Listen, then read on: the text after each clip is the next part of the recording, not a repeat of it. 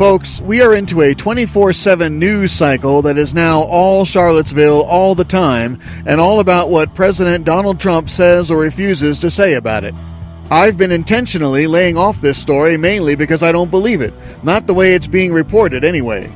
At first, the president went out there and said there was wrongdoing on both sides.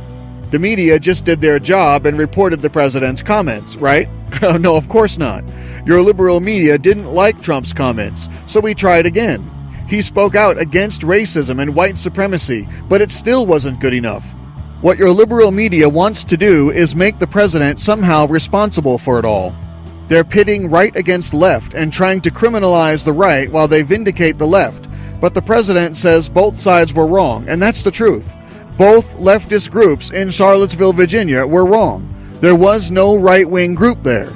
You'll know when conservatives are protesting because they'll be non-violent patriots protesting for liberty and against government without using foul language. The condition of the protest area afterwards will also tell you who was there. White supremacist neo-Nazis are the Socialist Party, folks. Big government, gun control, state-run healthcare, this is the platform of the left, not the right. They have more in common with other big government liberals like Barack I, Hillary, Batty Bernie, and Adolf Hitler. According to the Southern Poverty Law Center, Occupy activist and Obama supporter Jason Kessler organized the white supremacist protest against removing a Confederate statue.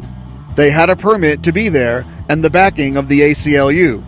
The statue was that of an unknown Confederate Civil War soldier who fought with the Democrats in the South against freeing the slaves. Another leftist group, Antifa, showed up with clubs to protest the protest and do what they do best, violently cause unrest and havoc. These are the people who have declared war on free speech and burned down colleges to prevent it.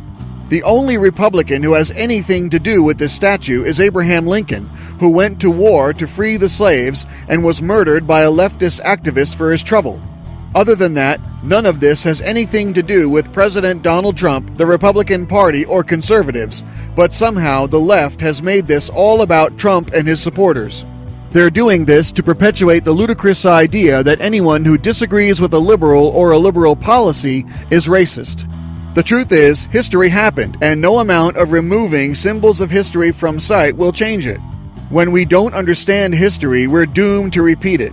People voted for Democrat politicians in the 1800s who went to war refusing to let go of their death grip on slavery, costing 600,000 American lives.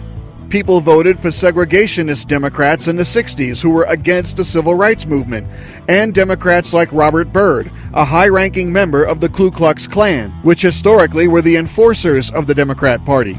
People are still making the huge mistake of voting for Democrats today. If we eradicate symbols of history, they'll never learn.